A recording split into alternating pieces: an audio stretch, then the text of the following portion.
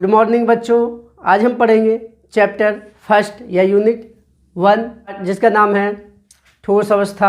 इस चैप्टर का पार्ट 2 दूसरी वीडियो है बच्चों। इस वीडियो में हम पढ़ेंगे क्रिस्टल जालक, क्रिस्टल लैटिस, इकाई कोष और घनीय इकाई कोष के प्रकारों के बारे में। तो चलिए शुरू। पहला टॉपिक है बच्चों हमारा क्रिस्टल जालक, इंग्लिश में कहते हैं इसे क्रिस्टल लैटिस।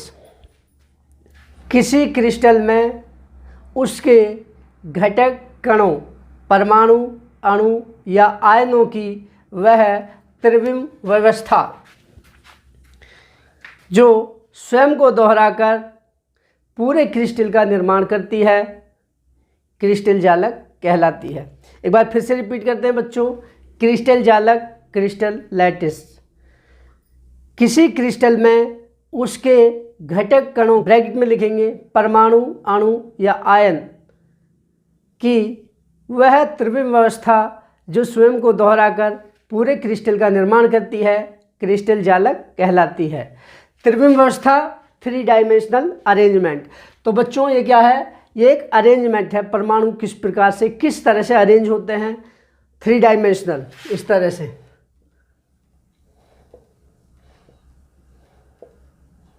लंबाई, चौड़ाई और ऊंचाई, जिस तरह से कमरा होता है इस तरह से अरेंज होते हैं परमाणु क्रिस्टल में। तो जो अरेंजमेंट है परमाणुओं का वो कहलाता है बच्चों क्रिस्टल जालक, क्रिस्टल लैटिस। जालक इस तरह से होगा उसका अरेंजमेंट। अगला टॉपिक है बच्चों हमारा इकाई कोष, यूनिट सेल, इंग्लिश में कहते हैं इसको यूनिट सेल। किसी क्रिस्टल में उसके घटक कणों, परमाणु, अणु या आयनों से बनी वह त्रिविम इकाई जो स्वयं को दोहराकर पूरे क्रिस्टल का निर्माण करती है, इकाई कोष कहलाती है। क्रिस्टल जालक और क्रिस्टल जालक और इकाई कोष में बच्चों केवल थोड़ा सा अंतर है। जहाँ क्रिस्टल जालक में त्रिविम व्यवस्था है, 3 डायमेंशनल अरेंजमेंट होता है परमाणुओं का, वो कहलाता है क्रिस्टल जालक। जबकि इकाई कोष क्या है? उसके घटक कणों, परमाणु, अणु या आयनों से बनी वह त्रिविम इकाई या त्रिविम संरचना जो स्वयं को दोहराकर पूरे क्रिस्टल का निर्माण करती है। तो देखिए बच्चों, इसकी स्ट्रक्चर इस तरह से होगी। मान लीजिए एक घनाकार शेप है, घन के रूप में है, एक घन है जिसके कोनों पर किसी क्रिस्टल के घटक कण अर्थात परमाणु हैं। देखिए 8 कोनों पर, इस घन के 8 कोनों पर परमाणु हैं। तो ये एक छोटी इकाई है। इसी तरह की इकाई आपस में जुड़कर पूरे क्रिस्टल को बना देंगी। तो ये सबसे छोटी इकाई है किसी क्रिस्टल की, इसी को कहते हैं 3 डायमेंशनल त्रिविमीय। लंबाई, चौड़ाई, ऊंचाई इसमें तीनों हैं।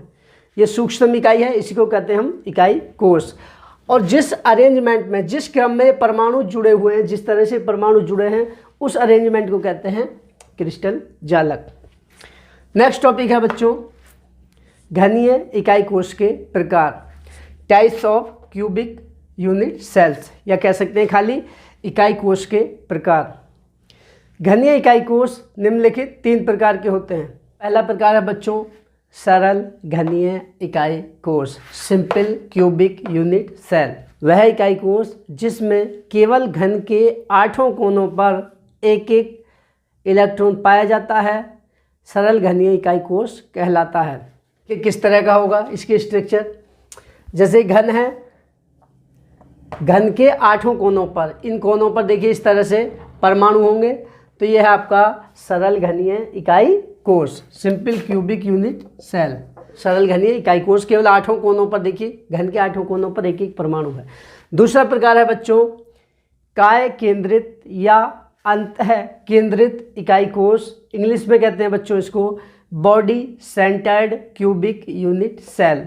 तो शॉर्ट में इसका नाम लेते हैं body centred cubic unit cell को शॉर्ट में कहते हैं बच्चों BCC, body centred cubic unit cell. इसे शॉर्ट में हम कहते हैं BCC। ये कंपटीशंस में इस नाम से आता है। वह इकाई कोष जिसमें घन के 8 कोनों पर एक एक परमाणु पाया जाता है, इसके अतिरिक्त एक परमाणु घन के केंद्र में भी पाया जाता है, तो उसे काय केंद्रित या अंतः केंद्रित इकाई कोष कहते हैं BCC। देखिए इसकी स्ट्रक्चर बच्चों कैसे होगी। देखिए बच्चों इस तरह से काय केंद्रित इकाई कोष की स्ट्रक्चर होगी। ये घन है, घन के 8 कोनों पर एक एक इलेक्ट्रॉन है। देखिए 8 कोने, 8 कोनों पर एक एक इलेक्ट्रॉन है। इसके अतिरिक्त एक इलेक्ट्रॉन इस घन के बिल्कुल सेंटर में, घन के बीचों बीच, घन के बिल्कुल सेंटर में एक परमाणु है और घन के 8 कोनों पर एक एक परमाणु, इसके अलावा एक घन के केंद्र में है। तो ये हो गया काय केंद्रित इकाई कोश। इसके नीचे लिख देंगे काय केंद्रित इकाई कोश या BCC। तीसरा प्रकार है बच्चों हमारा फलक केंद्रित इकाई कोश, face centred cubic unit cell. इसको शॉर्ट में कहते हैं बच्चों FCC, face centred cubic unit cell, short में इसको FCC कहते हैं, जो कंपटीशंस में आता है इस नाम से FCC। वह इकाई कोश जिसमें घन के 8 कोनों के अतिरिक्त एक एक इलेक्ट्रॉन प्रत्येक फलक के केंद्र में भी पाया जाता है, फलक केंद्रित इकाई कोश कहलाता है। देखिए किस तरह से होगी इसकी स्ट्रक्चर, CC की स्ट्रक्चर किस तरह से होती है। ये घन है, घन के 8 कोनों पर एक एक इलेक्ट्रॉन है। इसके अलावा प्रत्येक पृष्ठ के केंद्र में, कहने का मतलब क्या है, प्रत्येक पृष्ठ का मतलब क्या है, जैसे एक कमरा है आपका, उसके 6 पृष्ठ होते हैं, 4 तो दीवार होंगी, 2 आमने सामने, 2 लंबाई में 2 चौड़ाई में, एक फर्श होगा और एक छत होगी। यदि दीवारों इन 6 के 6 पृष्ठ यानी कि चारों दीवारों के केंद्र में बिल्कुल बीचों बीच और छत के केंद्र में और फर्श के केंद्र में एक एक परमाणु हो, मान लीजिए बड़ी सी बॉल हो, तो वो होगा फलक केंद्रित। देखते हैं कैसे होगा। 8 कोनों पर एक एक परमाणु है। इसके अलावा प्रत्येक फलक के केंद्र पर, देखिए एक फलक यह है, इसका केंद्र बैठेगा लगभग यहाँ पर, एक परमाणु इसका यहाँ पे होगा। दूसरा फलक है ये, देखिए इसका केंद्र बैठेगा इस फलक का लगभग यहाँ पर, एक यहाँ पे हो गया। एक फलक है आपका ये, देखिए ध्यान से देखिए, ये एक फलक ये है नीचे वाला, तो इसका केंद्र होगा लगभग यहाँ पर। एक फलक है ये इधर, यहाँ से इस तरह से, तो इसका केंद्र होगा लगभग यहाँ पर। देखिए 4 फलकों के केंद्र पर तो हमने बना दिए, अभी 2 फलक बाकी हैं।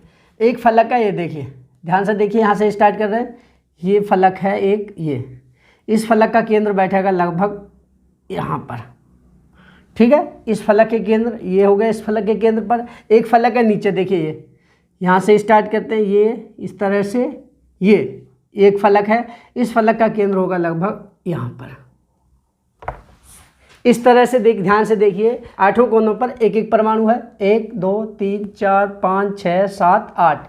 इसके अलावा प्रत्येक फलक के, इस फलक के केंद्र पर एक परमाणु, इस फलक के केंद्र पर एक परमाणु, इस फलक के केंद्र पर एक परमाणु, इस फलक के केंद्र पर एक परमाणु। इसके अलावा एक फलक यह है, तो इस फलक का केंद्र है ये, और इसी प्रकार एक फलक यह है, यहाँ से इस तरह से इस फलक का केंद्र है ये। तो 6 के 6 फलकों के, फलक मतलब फेस, सरफेस, 6 के 6 पृष्ठों या फलकों के केंद्र पर भी एक एक परमाणु है, इसलिए ये हो गया आपका फलक केंद्रित इकाई कोश। तो बच्चों आज के लिए इतना ही पर्याप्त है। आशा करता हूँ कि आपको समझ आ गया होगा। यदि वीडियो पसंद आए तो लाइक करें और अपने दोस्तों के साथ शेयर अवश्य करें, और यदि अभी तक चैनल को सब्सक्राइब नहीं किया है तो सब्सक्राइब करें और बेल आइकन दबा लें, ताकि आपको लेटेस्ट वीडियो तुरंत ही मिल जाए जैसे ही हम वीडियो अपलोड करते हैं।